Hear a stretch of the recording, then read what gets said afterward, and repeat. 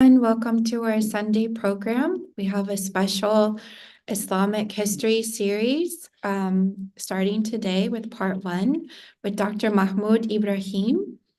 Until recently, Dr. Mahmood Ibrahim was a professor of history at California State Polytechnic University at Pomona, Cal Poly Pomona, where he taught courses on Islam, the Middle East, and North Africa. And his historiography on the undergraduate and graduate levels.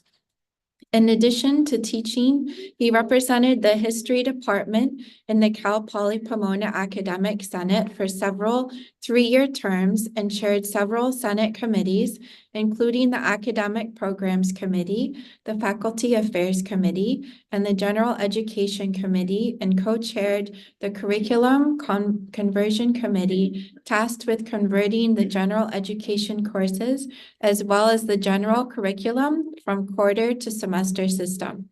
He also served as the chair of the history department for 2 terms from 1996 to 2004.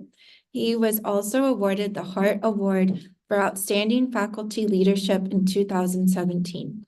Born as a refugee in the West Bank town of Ramallah, few months after the Nakba, when his family and the whole village of Jimzu were driven out by Zionist militias. Dr. Mahmood Ibrahim immigrated to the United States in 1966 and lived in New York City's Lower East Side.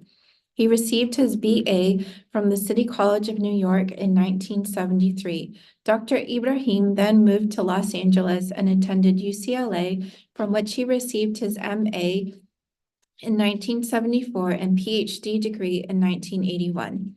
As a scholar of Middle Eastern studies, he was awarded several Fulbright grants and National Endowment for the Humanities Fellowships to conduct research in Cairo and Damascus. He participated in several summer seminars funded by the National Endowment for the Humanities, Islamic Science at Columbia University, Just War and Jihad at Rutgers University, and St. Francis of Assisi, and his time in Siena, Italy. Dr. Ibrahim taught as a visiting lecturer at UCLA, UC Santa Barbara, and UC Riverside before he went to Birzeit University, where he became chair of the Department of History, Geography, and Political Science from 1985 to 1989, most notably during the First Intifada, when the university and teaching went underground.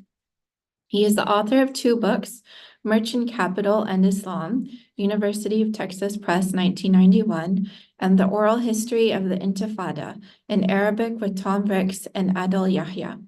He is the author of numerous book reviews and articles on early Islamic history, including the Abbasid Minna Religious Inquisition as Social Policy, and Nusk, the Social Origins of Quranic Abrogation. He also authored several articles on medieval Damascus, including Health and Hygiene in Early Mamluk Damascus, and Writing Women's Lives, Turning Obituaries into Life Histories. So please give a warm welcome to Dr. Mahmood Ibrahim.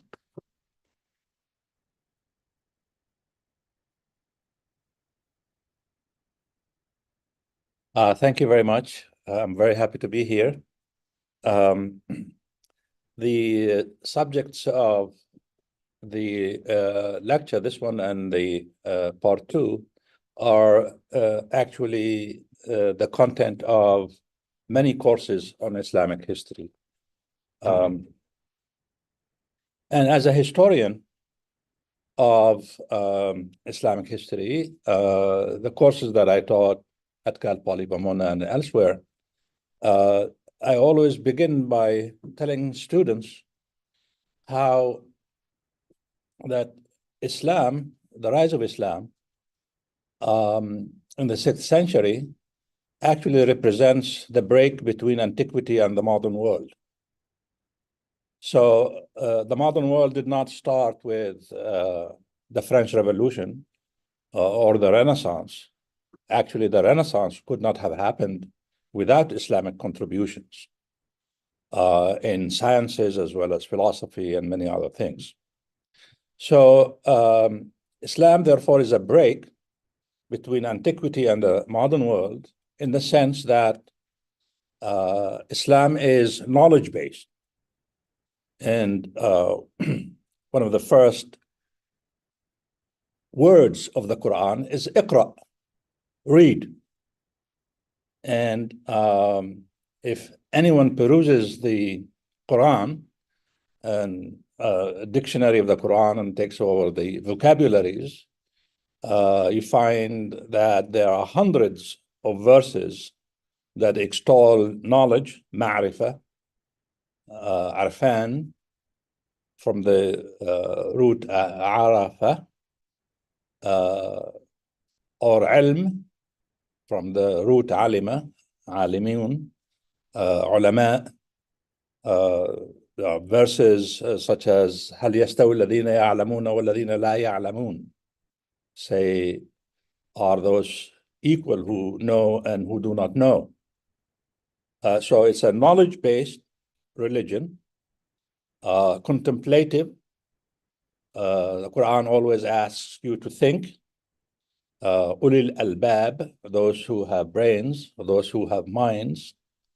So it is knowledge-based.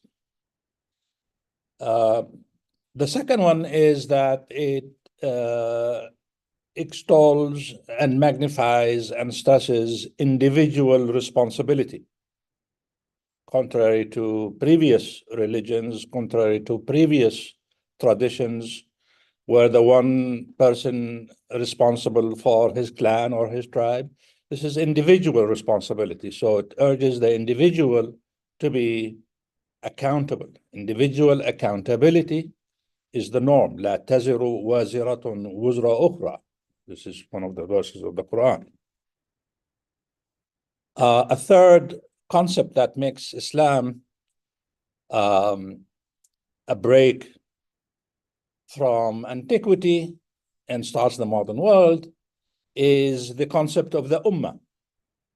Now, the ummah is contrary to what had been prevalent in the Arabian Peninsula or previous traditions, in the sense that it is an inclusive concept.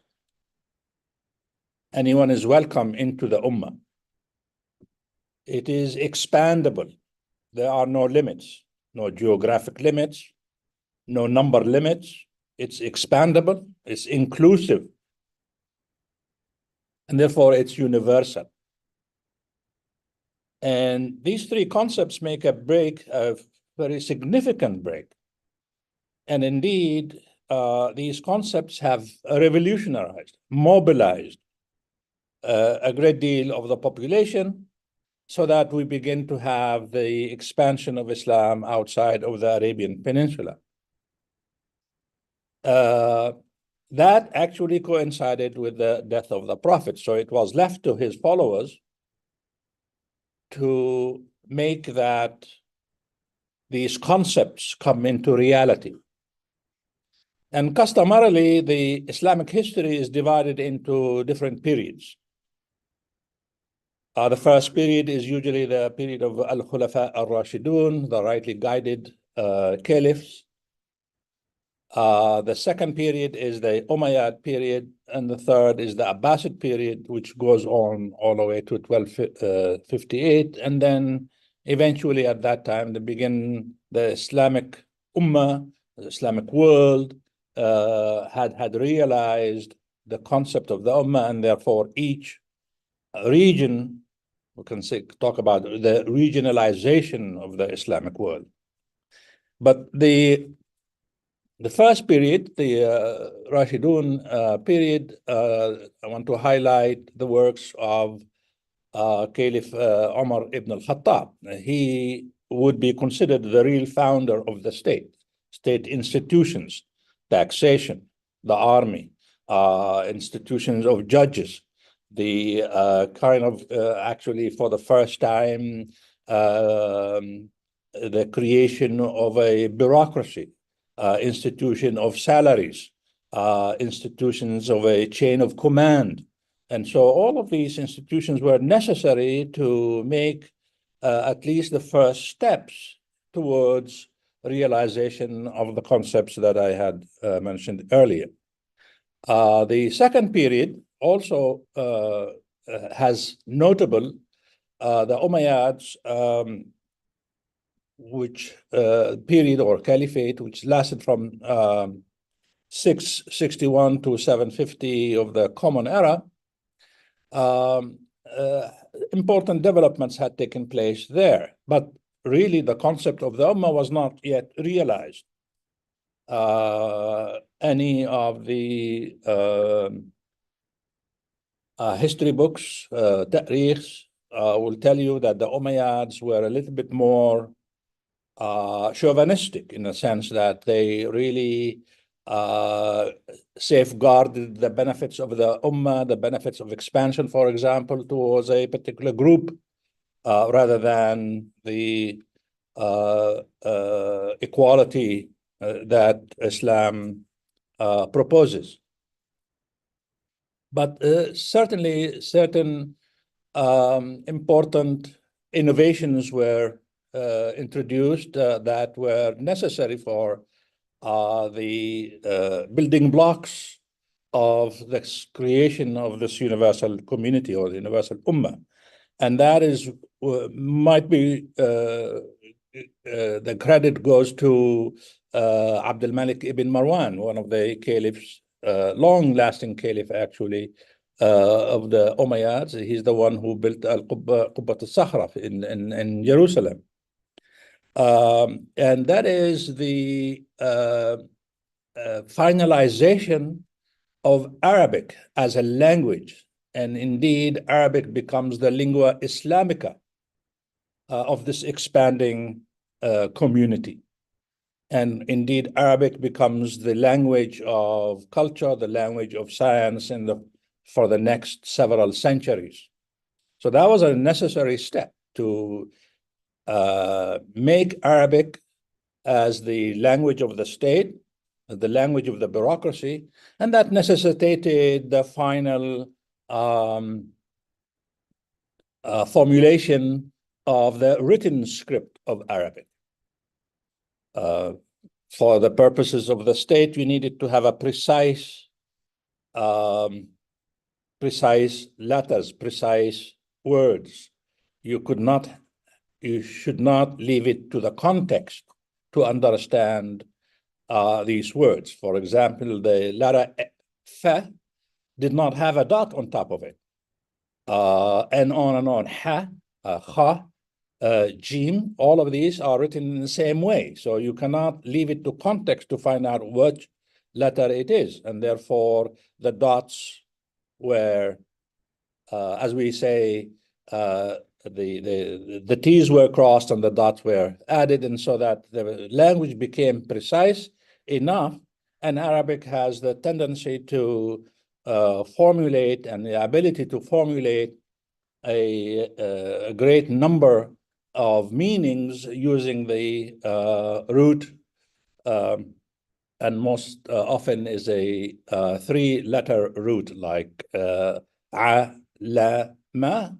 We have muallim, alim, ma'loom, ilman, ilmani. And so you add vowels to these three consonants and you can make up indeed a great vocabulary. So Arabic is expandable also, as expandable as the concept of the ummah was. The second thing that or reform that Abd al-Malik was instituted that was necessary to create a sense of unity was the unification of the economy. Previous to the caliphate, the region of the Middle East and North Africa, from Central Asia all the way to the Atlantic, used different currencies and different standards. The western part of that used the gold standard. The eastern part used the silver standard. So the Sassanid Persia used silver coins, Byzantium and North Africa used gold coins. And it was up to the individual to haggle as to what is the rate of exchange between this currency and that currency. And so that really did not bide well for a market, especially an exchange market, a market that came to be dominated by merchants. And so Abd al-Malik standardized the rate of exchange between silver and gold, and that continued to be the standard that prevailed throughout the history, or throughout the history of the Caliphate, the Umayyad Caliphate, as well as the Abbasid Caliphate. And that indeed unified the economy from Central Asia all the way to the Atlantic, especially because the Umayyad Caliphate began to expand, militarily speaking, into these areas, and they were responsible for actually creating the largest state that humanity has ever known until that time.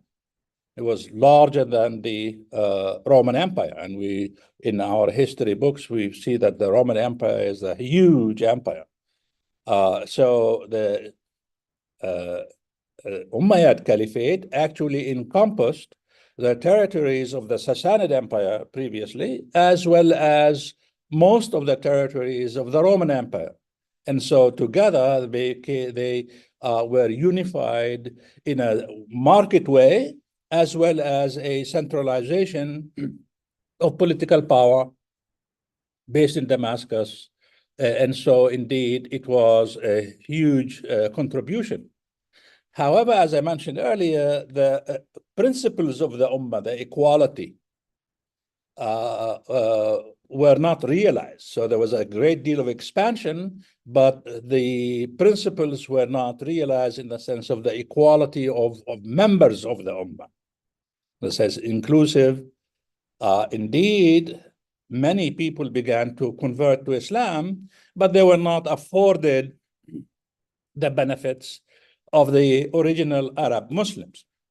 And that is a dichotomy, or that is a dilemma that began to, this contradiction began to weaken the Umayyad Caliphate. And indeed, it finally led to its dissolution when the Abbasid movement, it was originally an underground movement calling for the realization of the Ummah principles, eventually won out, and in 750 of the Common Era, the Abbasid Caliphate came into being. Of course, eventually, members of the Umayyad Caliphate, Umayyad house, were able to find their way into Andalusia, Spain, and establish what is known as the Umayyad Caliphate of Andalusia. And that lasted from 755 to about 1030 of the Christian era. And of course, the kind of realization of the civilization that Islamic civilization was during the Golden Age was also, or included also, Islamic Spain. Culturally, the exchange between the East and the West, that is Western part of Islam, have always been uninterrupted. Pilgrimage and commerce continued to be conducted between Andalusia, North Africa, and parts of the Eastern Islamic world, Persia, Iraq, and what we call now the Middle East.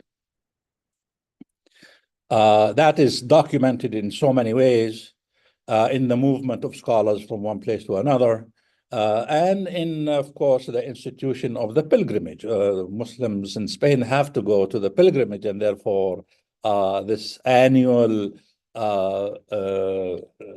trek is a testament to the cultural integration of the two parts of the Islamic world, even though politically they may have been at odds with one another.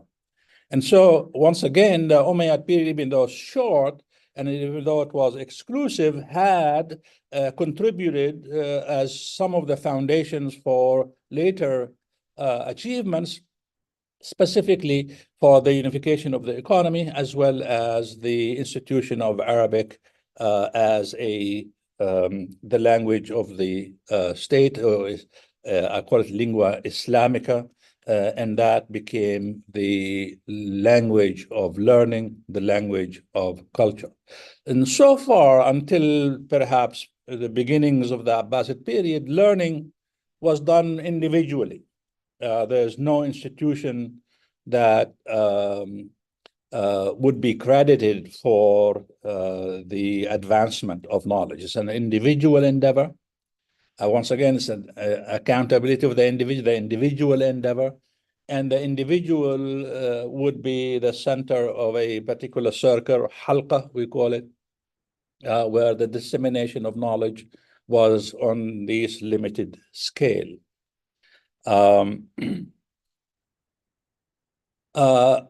Much of the learning, the golden age of Islam, had taken place during the Abbasid period.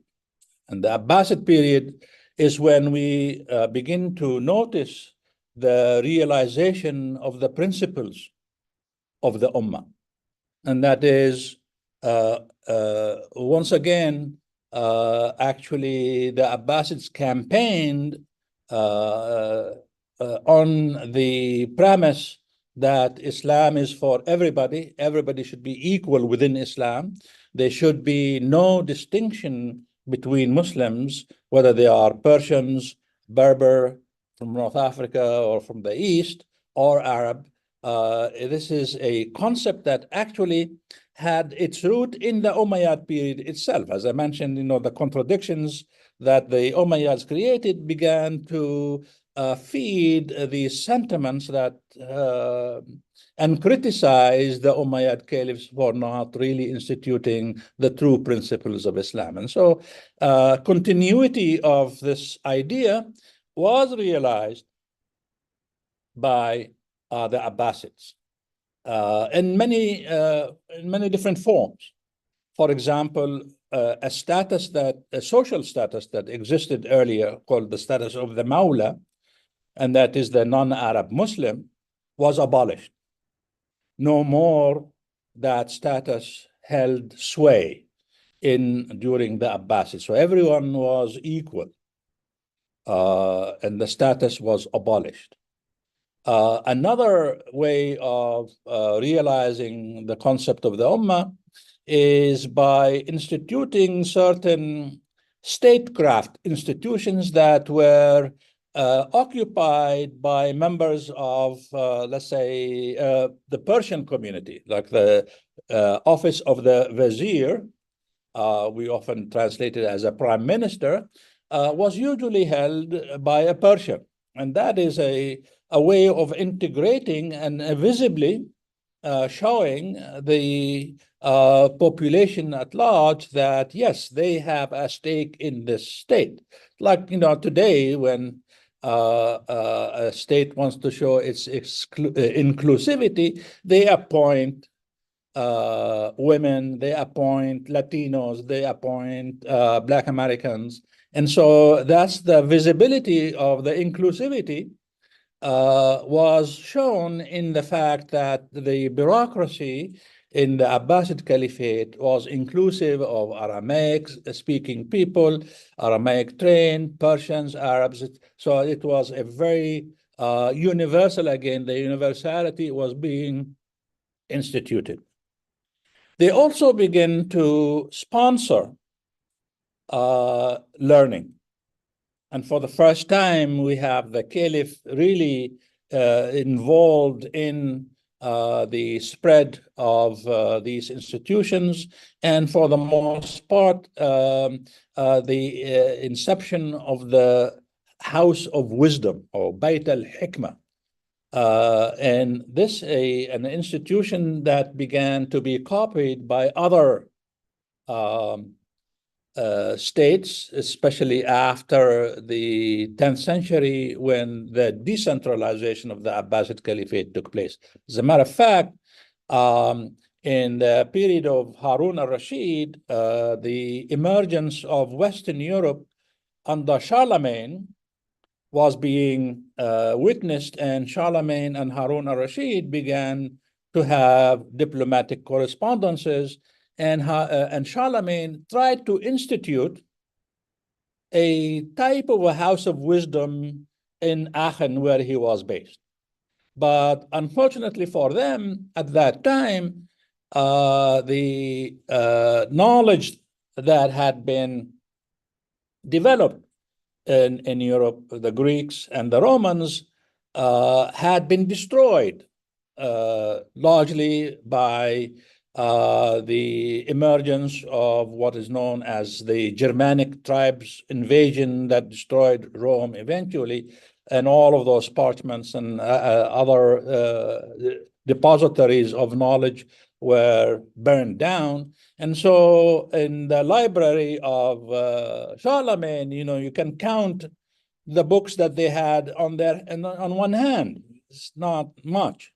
But the initial steps like they had taken eventually will, of course, pan out as the initial steps that were taken in the Islamic world will eventually pan out. So the House of Wisdom, or Bait al-Hikmah, was an institution copied by various other rulers, and indeed they encourage the dissemination of learning. And for the most part, in the Bait al-Hikmah, we have the translation period, translation movement.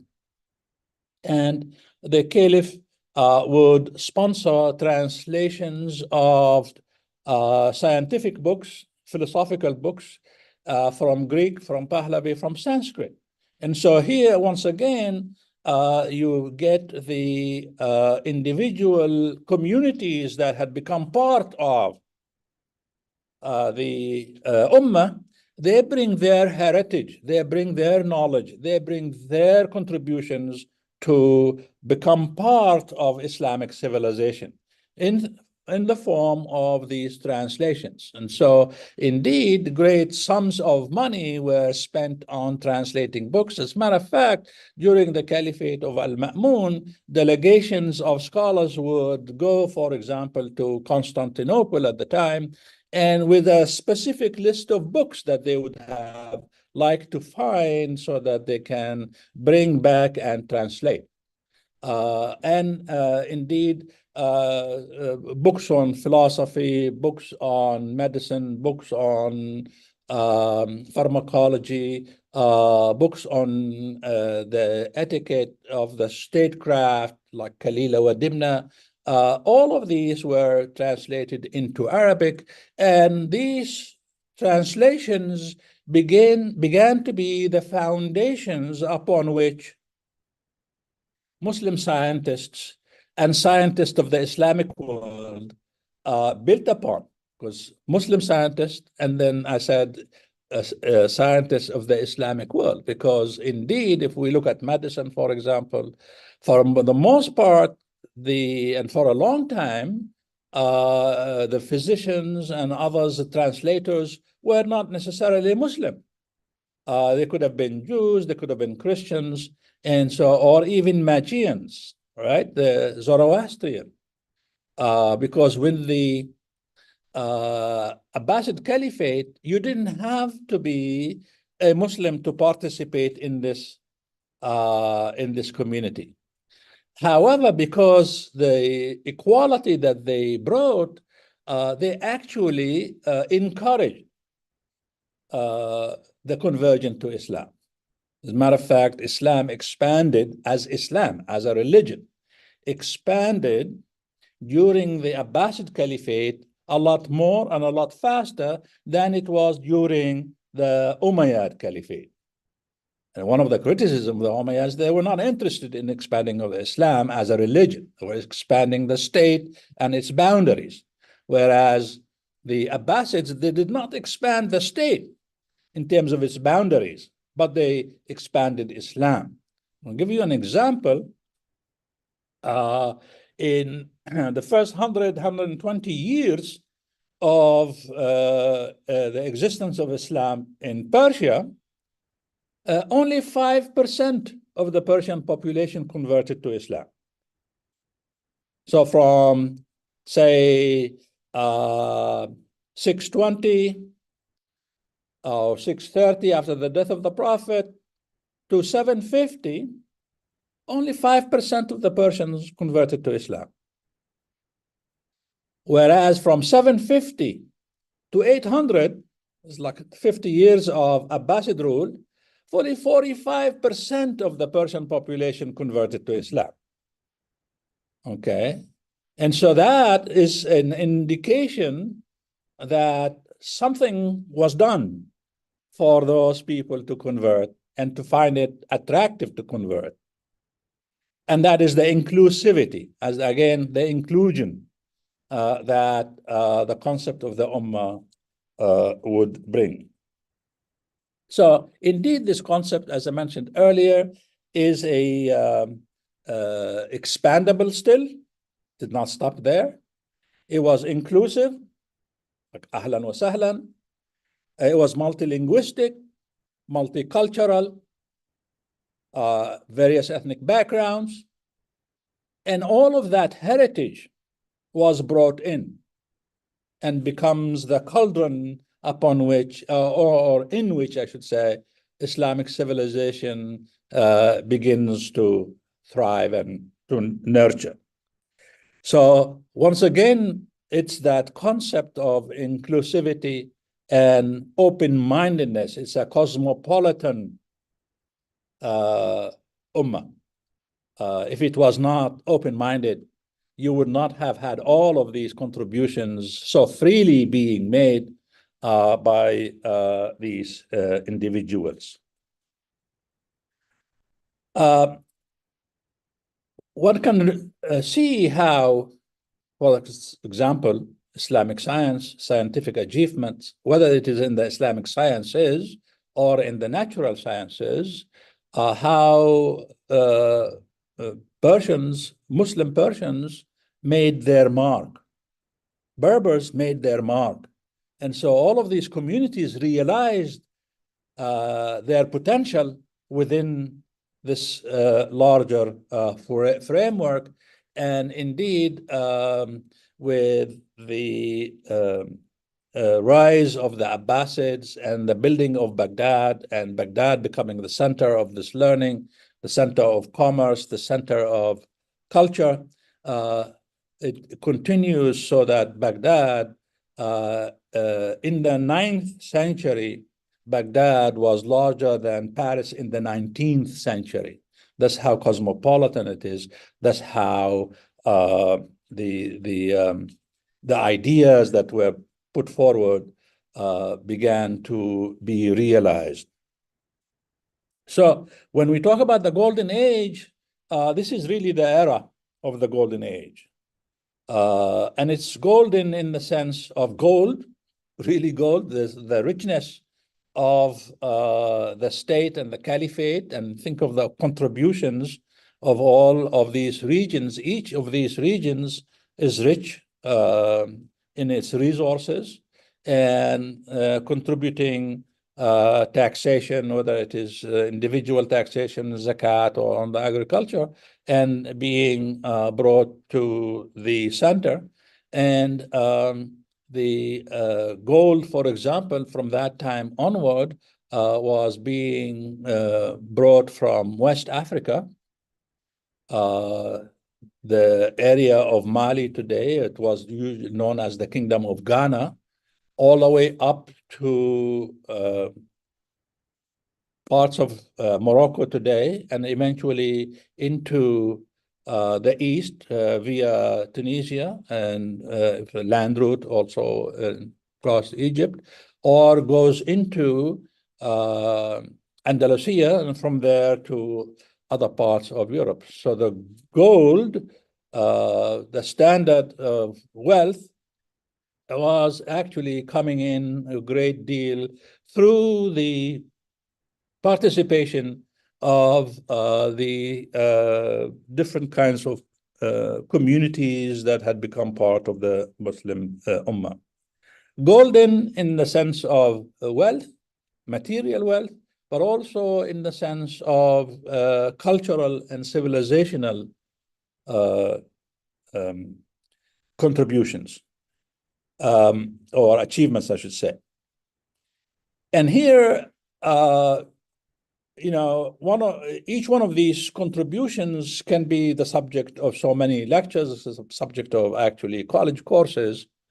And so I'm going to divide the contributions into two parts and discuss them as headlines rather than as, that's it. It's really more of a mention because, of course, because of the lack of time and because you cannot encompass that in a lecture.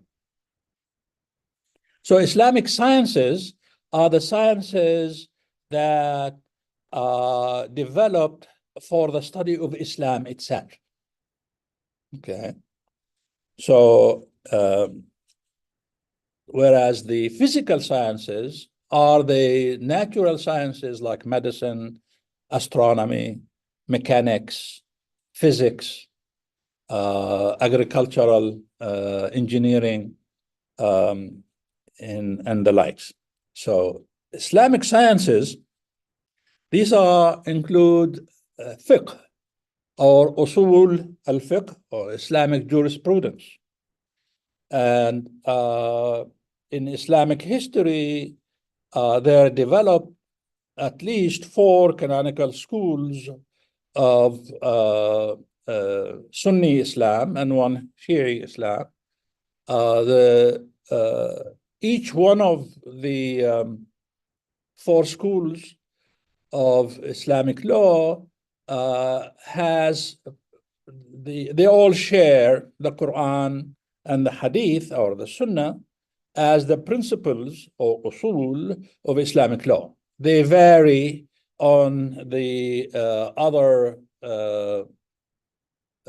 principles, and so studying those principles becomes one major Islamic science. It was Muhammad ibn Idris al-Shafi'i who founded and finalized the 4 major principles of Islamic law. And he is the one really who elevated the Hadith as a permanent source of Islamic law.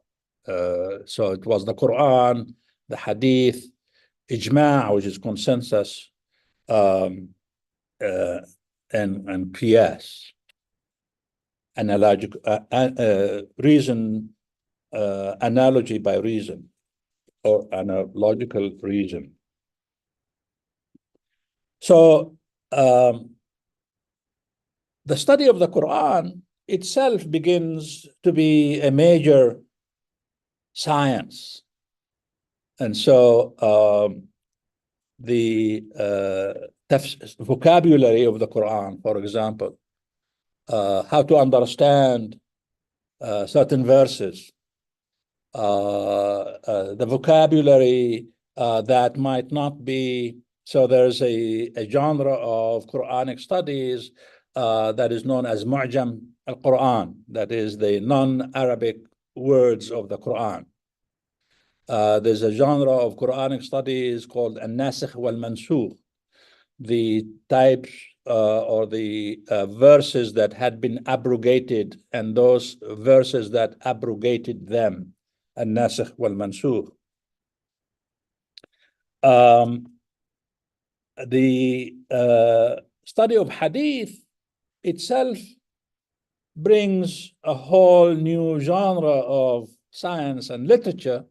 So Hadith, the study of Hadith initially was really concerned with the authentication of the prophetic tradition, whether it's true that the Prophet had said something, and that becomes a Hadith or a Sunnah, or that something had been inserted by a special interest.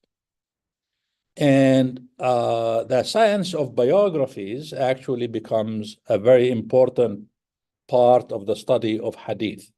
and the investigation of the isnad, that is the authorities upon which the hadith was transmitted, their character, their whereabouts, their biographies, so to speak, were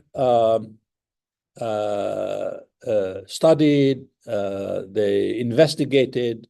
And so this science is called ilm al-rijal, biographies.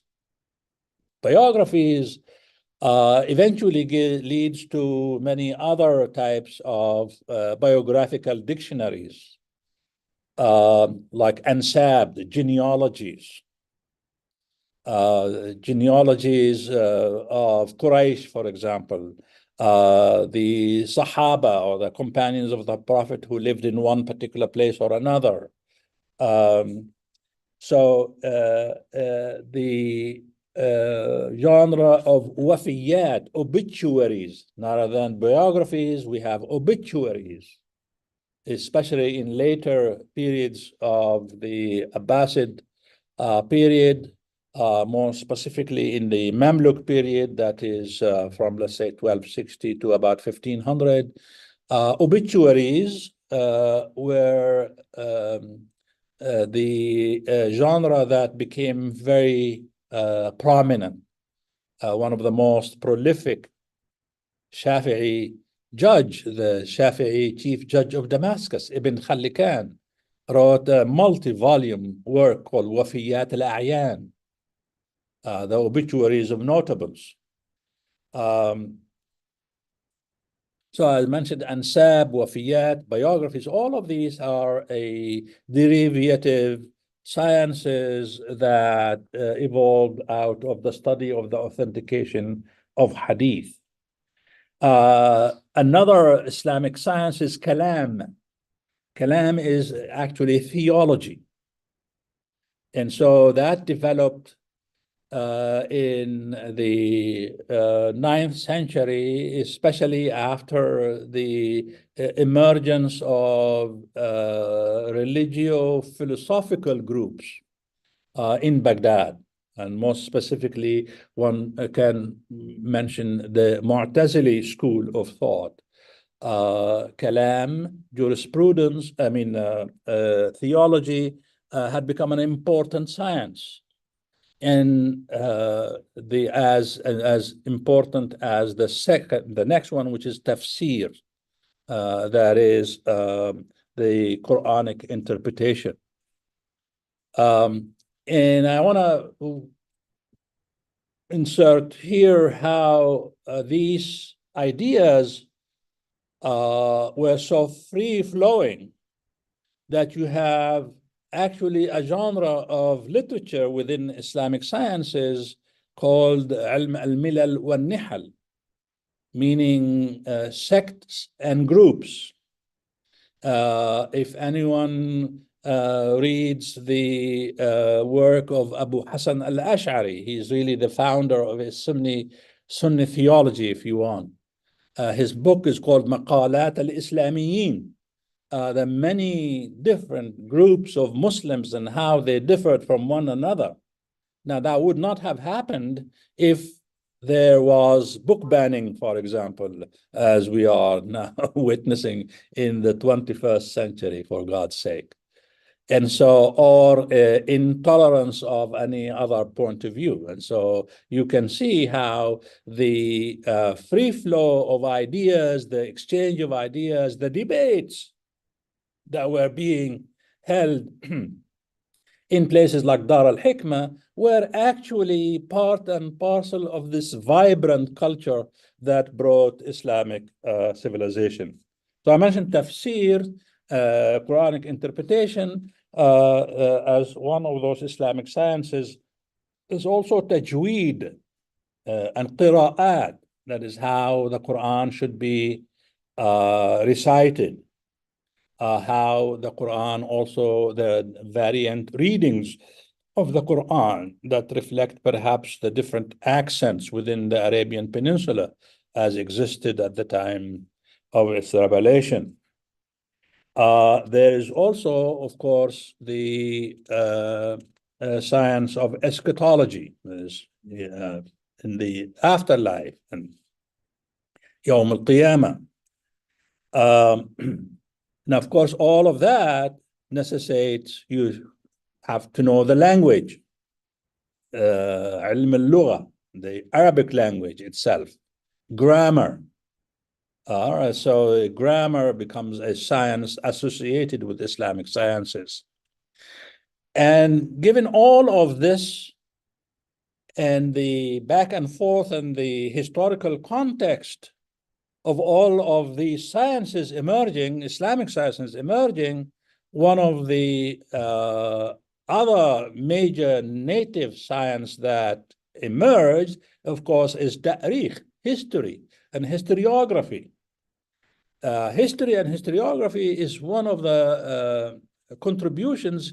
We can say there are three, like China had its own historiography emerging without any outside influence. The Greeks, of course, and the Romans had their own, Greco-Roman history had their own historiography emerging without any outside influence.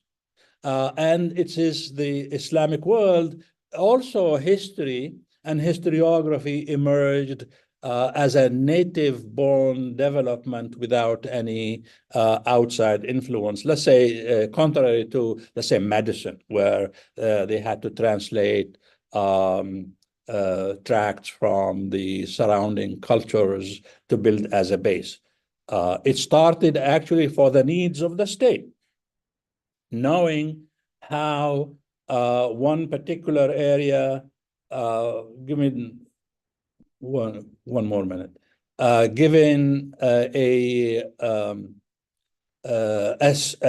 province or a city or an area, had it been taken by conquest or had it been taken by treaty, that makes a difference how the state would deal with the population.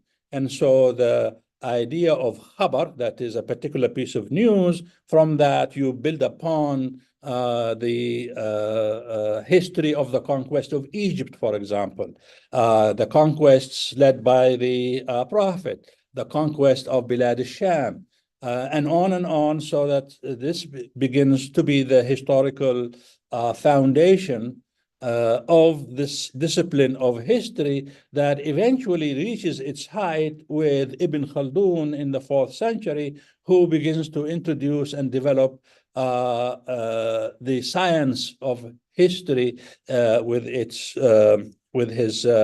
work known as Al-Muqaddimah, the introduction to his the major history of North Africa. The last one I should say about Islamic sciences is the science of adab, etiquette.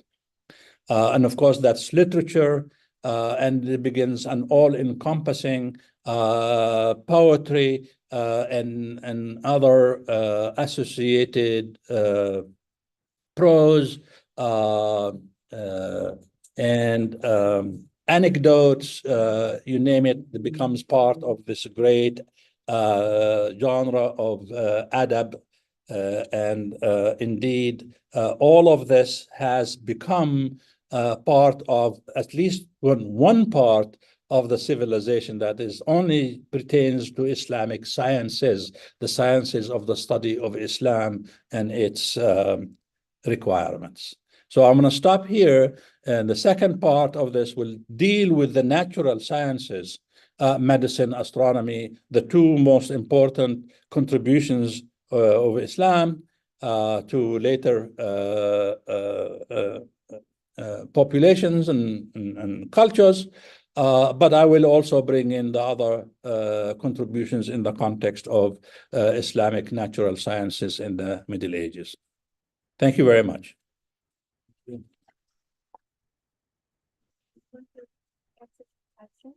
Yes, she had her hands first, yes. I learned a lot of things about history. So what is the difference between history and historiography? Number two, is it one ayah from the Quran? So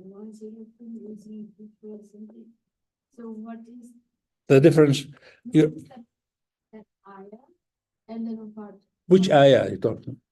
This I remember is هل يستوي الذين يعلمون والذين لا يعلمون, right?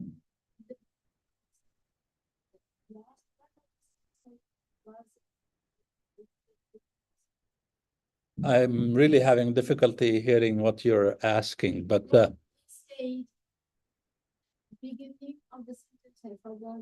Like was everything Assalamualaikum. عليكم السلام. In the beginning of the lecture, you said, I forgot the beginning part of the ayah, but at the end I remember something like was it Oh, لا تزر وازرة وزر أخرى. What is the meaning and part of surah is it? Oh, I have it somewhere else actually. I don't know the specific, but this is the famous.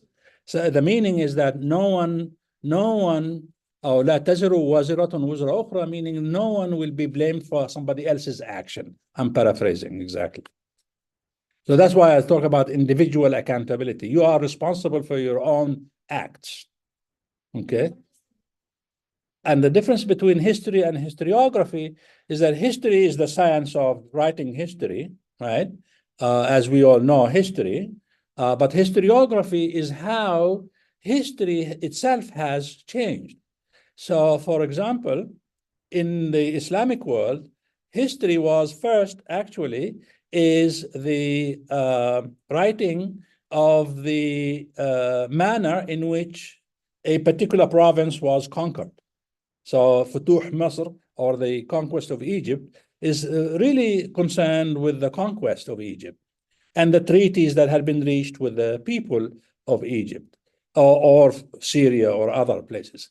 But then you have a history developed that you have the provincial history of the province, history of the province of Tunisia, for example, history of the province of northern Syria, or the province of Sistan, or the province of Khorasan, provincial history.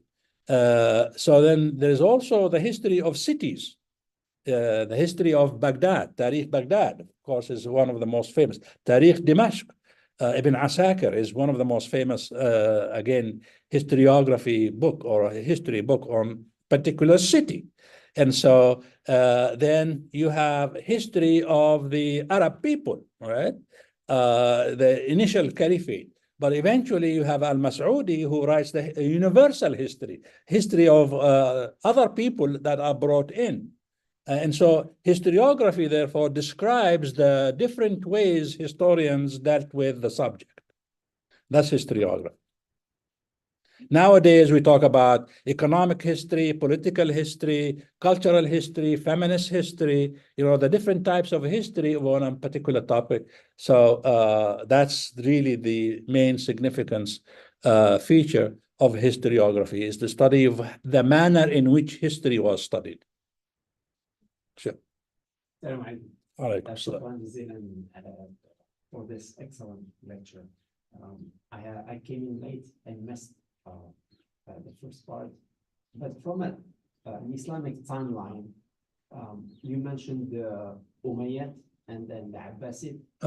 And my question is, in a historical timeline, when did the Umayyad state started and the Abbasid, and the names of Umayyad and Abbasid, where did they come from? Okay, so as I said, customarily, there are different ways of studying history, right? Customarily, Islamic history is divided into these periods. The first period is the period of the rightly guided caliphs. That is the four caliphs who followed the Prophet. We're talking about Abu Bakr, Umar ibn al-Khattab, who is, I consider, the real founder of the state, then Uthman ibn Affan, and then Ali ibn Abi Talib. The Umayyad Caliphate starts after that, 651 of the Common Era, okay, and it lasts about 90 some years until 750. I mentioned that because of the nature of the uprising of the Abbasids, the Umayyads fled, so to speak, or part of the Umayyads found themselves into Spain, where they founded what is known as the Umayyad of Spain, and that is from 755 to 1030 Christian era. I mean, common era, Christian era, common era. Now, the Umayyads, they belong to one of the major clans of Quraysh. So Quraysh in Mecca was made up of different clans, and this is I mentioned how it was different. Islam was different in the sense it was inclusive. Before that, you identify by your clan.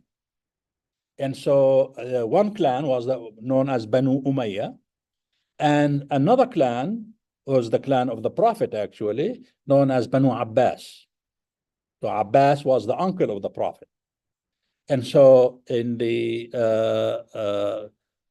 second period, the 750 to 1258 of the Common Era, it was the rule of the Abbasids, principally in Baghdad. They founded Baghdad. Their second caliph, Al-Mansur, founded Baghdad, and it became the center of culture, as I mentioned, and Islamic civilization. There was a brief period when Samarra, Surra Man Ra'a, as it was called in Arabic, was built a little bit north of Baghdad, but it was an engineering mistake in the sense that the water was not always available, and eventually it was abandoned. And it was built actually for a particular reason, for the caliph to escape from the tumultuous events that are taking place in Baghdad in the kind of the 9th century.